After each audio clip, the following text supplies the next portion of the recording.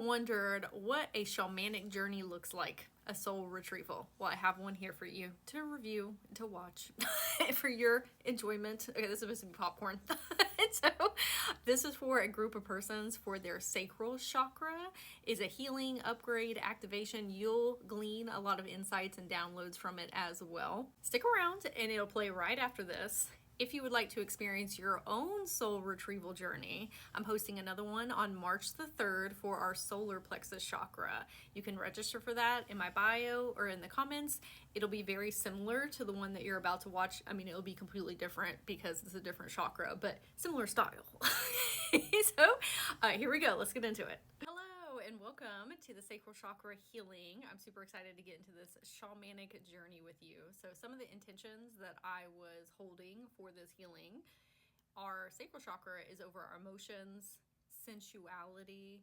It's birthing things into life. That can be a baby. It can also be projects, art creations, anything that you are taking from your imagination and then bringing here into the 3D plane for yourself or for other people to enjoy and appreciate.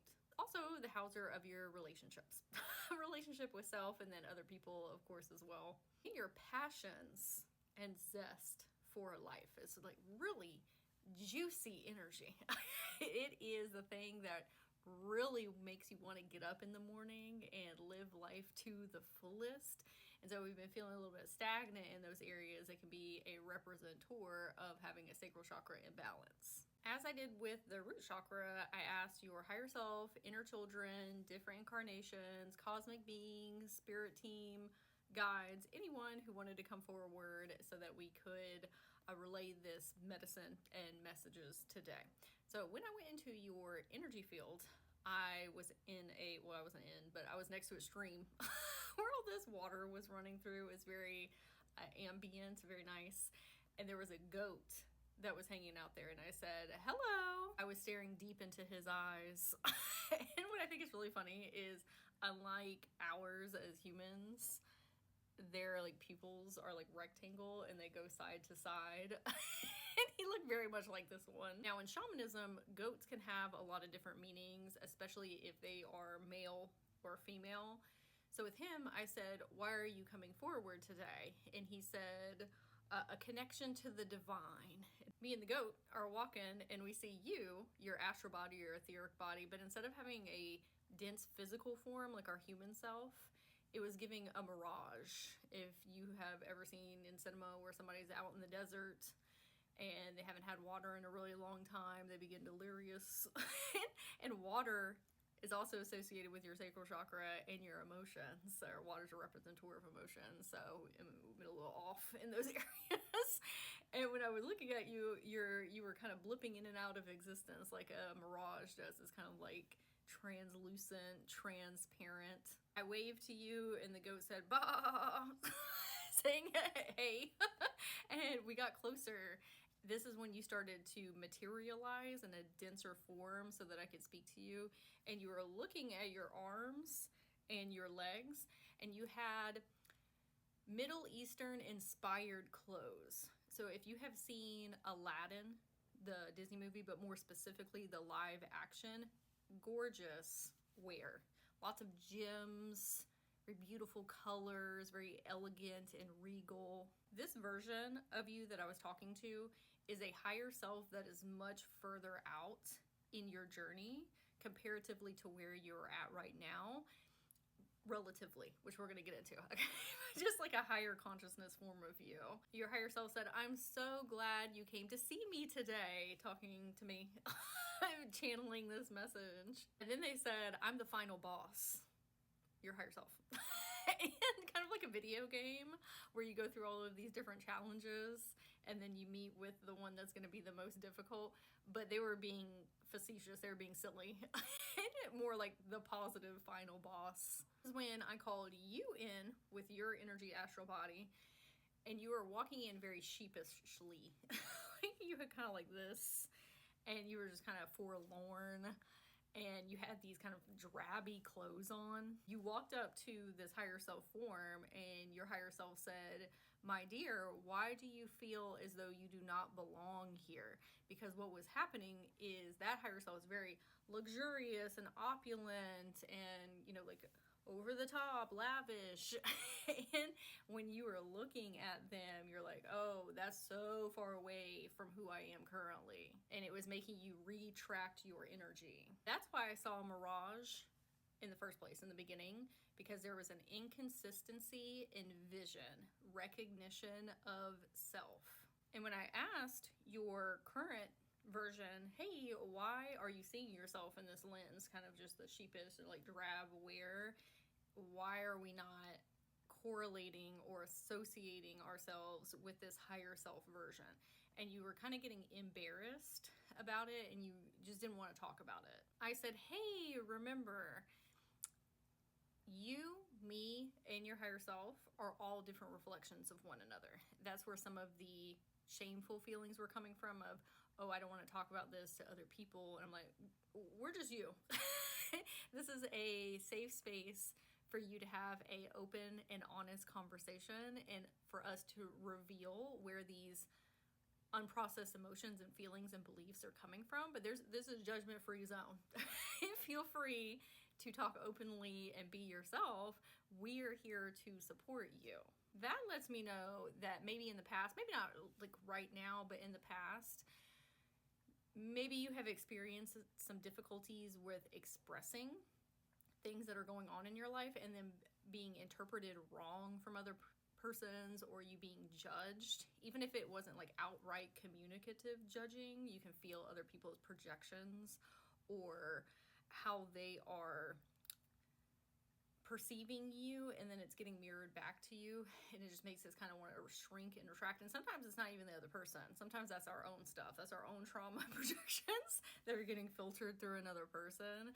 But I can tell that when you have tried to ask for support, it wasn't in the ways that you needed. Maybe that other person didn't even have the tools and techniques, or persons didn't have that to give to you, right? Or they're not at the same level of consciousness. Whatever that is, there are some indicators that we have not always had the support in the ways that we need it in a very particular manner. Like, yeah, there's probably lots of people in our life that love us and hype us up and support us, but have we had persons that really see us to our core and know exactly what it is that we need without having to necessarily like ask? They just intuitively know because they know us so well. That's where I was seeing some inconsistencies in our energy field, and not something that we have experienced a plethora of. That's why it was beneficial to explain to your astral body, etheric body, hey, we know you best. we are you, and we are here to support you in the highest manner that we can. So this is the time and place to do it, okay? I said, instead of talking about it right now, let's go somewhere where we can relax and enjoy each other's company. And this is good for your central nervous system, so that we can get prepped for when we do talk about it in a minute. I could tell that you have been experiencing what I would call energetic pain. It's not exactly the same as physical pain. It's like feeling crunchy in your body, where just things aren't flowing correctly, just feel off. In order to flush those things out, why don't we do a massage? Would you like a foot and leg massage? And you're like, no. And I said, okay, well, how about a back massage? He said, not there either. So this is letting me know which portion of our field to focus on, and the correlating energetic traumas or backups that are happening. And I said, well, what about your shoulders and your head? And you said, oh yeah, that's it. I took us both to a spa, an etheric spa, and I put your head in a bowl. Like if you've gone to a hairstylist and they wash it and they put you in there. So you were laying on this salon chair with your head back, and I was massaging like your temples and your head and your neck and like shoulder area up here. And what I was utilizing was an herbal bath treatment, and your higher self wanted me to use very specific things for this. Also, if you're having any congestion in your crown chakra and your ear chakras and your throat chakra, these herbal supplements will help with that as well, physically, but then also energetically. So what I was using was eucalyptus, tea tree, and mint. Really good for decongesting. But then that is really high frequency, and up here more for your upper chakras. And I said, okay, we also need some things for grounding, okay, for rooting into Mother Gaia. And I used blood orange, which, you know, there's a correlation to the sacral chakra for that. So blood orange and patchouli. Oh, and frankincense. I haven't worked with frankincense in a while, but your higher self said that would be a perfect combination, elixir, potion to help everything get cleared up. While I was massaging everything in and working on your meridian lines specifically, in your physical body, but in your meridian lines, you took this really big breath in, and I said, well, how are you feeling? You said, I feel much better. You were holding a lot of tension in your neck, okay, on the sides, in the back here. And tension in our neck is representative of stubbornness or inflexibility in thinking. So why do you think your higher self is bringing this up? And when we were at the beginning of this journey and you were wearing all of these very lavish clothes, beautiful, colorful clothes, when we were doing the root chakra healing in the previous one, that was more focused on grounding to our human experience and connecting with Mother Gaia. So that's more on a etheric level of connection. Well, obviously, you know, the earth is a physical thing, but this is more like an energetic thing over here. This one is more specifically about pleasures here on earth and materialism. And when I say materialism, I do not mean necessarily from an egoic place, but more so of massages, like going to get that done, or your hair done, or going to just invest finances and things that you enjoy. And not feeling guilty and shameful of that. Having nice clothes, having a nice car, having a nice house, treating yourself, you know, to whatever brings you joy and happiness. It is enjoying the pleasures here that earth has to offer. And so when I say materialistic, I don't mean that in a capitalistic sense. More so just really living into life with things that bring you a lot of sensational pleasure. So again, I said, why do you think your higher self is bringing this up? And you said, probably because I feel undeserving of pleasure, happiness, joy, all the good feelings, but really in attachment to those materialistic things that I was mentioning. And so this is when I started to massage your arms, each one all the way down to the wrists. And then when I got to your wrist, I started working on your fingers, and I was going through each one of them and spending a lot of time like individually, because I could tell that there was a lot of trapped energy within them.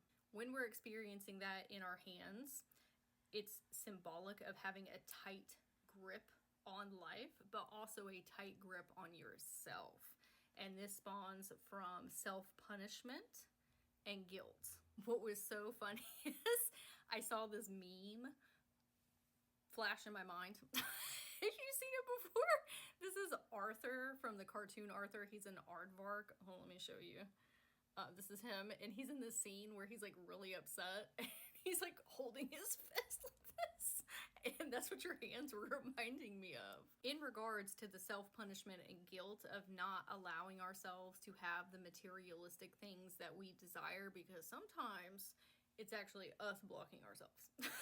And without even consciously being aware of it because of programming, conditioning, you know, whatever. So I said, what are you not allowing yourself to have? And you said freedom. I said, freedom from what? Because that means different things for different people. And you said, freedom from my own thoughts. Okay, that is why I was needing to do the head and temple and neck and shoulder, because that's correlated to our crown chakra, which is, you know, in resonance with where we keep our thoughts. And our crown chakra needed some alleviation as well as our sacral chakra. So sometimes we will have these corresponding trauma wounds that go throughout multitudes of different chakras. So this one, sacral chakra and crown chakra, connected with one another. Now we take our thoughts and we put energy and life into them, and we birth them through our sacral chakra. I said, is it okay if I go in there and take a look and see what's going on? And you said, sure. So I astral projected into your crown chakra, and there were all of these maps flying around. Like I was in a room, like a study, like a library. And there were just hundreds of maps swirling all over the place. I grabbed a hold of one and opened it up and looked at it, and I said, oh, this is a timeline. Each one of the maps, different timeline, potentiality of your life, like where you can head next in the future. You are a natural explorer of probability, but that can also lead to a lot of indecisiveness. This is when this meme came up in my mind. This is Charlie from It's Always Sunny, a TV show. This is his conspiracy board. Okay, so not necessarily that you're thinking of conspiracies, but this is you trying to run all of these systems in your mind, picking the best possible timeline for yourself. So you're like constantly running through all of these scenarios. What ends up happening is you overstimulate yourself, and then we're not experiencing the forward movement that we know that we're capable of because of the indecisiveness, but also because we're zapping a lot of our personal energy. So even if we do figure it out, we don't have the motivation to do it. So I said, how does this relate back to bringing more abundance in our life, like that materialistic abundance? I'm gonna read what your higher self wanted me to transcribe. Okay, they said, you are so focused on making the right decision, that's an external choice. Okay, so focused on making the right decision that you have forgotten that you are the right decision. That is an internal choice. You are the right decision. You create the map of your life, and then they grabbed you by the shoulders, like somebody's like trying to intensely talk to you about something. And they said, you create the map of your life instead of you looking for all of these outside of you maps. You are worthy of speaking life into the reality you desire now. You have been waiting for external circumstances to validate the new you. Instead, we need to say, I am them now. What they were referencing is the beginning of the journey. When I asked to speak with your astral and etheric form, and instead your higher self came forward that was very abundantly prosperous, materialistically prosperous, and then you came in and were kind of sheepish and feeling shameful and guilty and not allowing yourself to step into that embodiment. And they were saying the reason that there was a separation between those two things is because we're not seeing ourselves as that person currently. And so it is something that we are always striving to become instead of embodying right now. And that will always keep us on that hamster wheel and pushing those forms of materialistic prosperity outside of our current experience. This is when your current astral body merged into that higher self form as one being, and you were looking down at your arms and your legs and all of the beautiful clothes that you had on and said, oh yeah, I already am this person if I say I am. It is something I can claim in every now moment. I am making the right decision because the right decision is me. I am releasing the weight of my own expectations. This is us running frameworks of, well, I need to become this person in order to receive that type of wealth. And wealth is relative to financial abundance, that's one form, but just having better relationships in our life, more optimal opportunities coming our way, more joyous experiences in our day, just traversing the human 3D plane with more opulence and luxury. But that's not always representative of just finances. That's your emotions and your feelings. Those can be opulent and luxurious as well. Conversations with people. It's just really taking ourselves to the next level. We've been putting it off because we think that we have to hit this certain marker in our life or consciousness or emotions or external circumstances, where your higher self was saying, hey, all of this could happen a lot quicker if you would look internally instead of what is going on out here, and claim within yourself, oh yeah, I am already this person. It doesn't matter what's going on out here. I know who I am in here. And that's when reality will start to really readjust itself and say, oh yeah, they are that person. I need to change all these things out here so that it can match their internal frequency. Some things that your higher self wants you to do for homework. Speak your affirmations as if they are currently happening. And we're speaking affirmations not to convince ourselves of things. It is to remind yourself of who you are. Like, oh yeah, that's me. I just needed to check in with myself really quick. Imagining yourself more often in the reality that you're already experiencing. Okay, we're playing that out in our mind's eye throughout the day, daydreaming. Because when we were kids, we're like, oh, get your heads out of the clouds from all these persons. Well, actually, that's what you need to be doing. Now, do you need to take action steps here on the 3D plane? Absolutely. But that first starts with that kind of sacral chakra energy. Like, it's first birthed up here internally and then out into the external. So we need to be focusing up here a little bit more with our imaginative skills, with our source creator capabilities, because you are taking a lot of action on the 3D plane. And when we're taking sometimes a little too much action on the 3D plane and not fueling it from up here, what ends up happening is we're grinding our gears, or things just kind of get out of misalignment, or we lose motivation, and we just cannot see the bigger picture of things, and that's where everything starts to get wonky and off track. You've got to breathe more life into it. Fun, joy, magic, whimsy, like really play it out as vividly and expansively as you possibly can. Speaking as if it is now happening in this moment. Because time does not work linearly in the quantum fields. That is how we have been programmed a lot with our goals and even manifestation in spirituality, but things can happen so incredibly quickly, like way beyond what your human psyche can even imagine as possible. Like quantum collapsing timelines very quickly. You meet the right person, have the right opportunity come your way. There's so many things, but you have to be breathing life into your visions and your goals and your aspirations, and really hyping them up and feeling in the present as if that is happening right now, in order to align with those things to help get you there. It makes you so incredibly magnetic. It's almost a vortex where you start pulling things in. Instead of it being like a black hole where people think it's like this really negative thing and then it's going to get sucked up into non-existence. It's different for you, okay? Kind of like that final boss, but positive.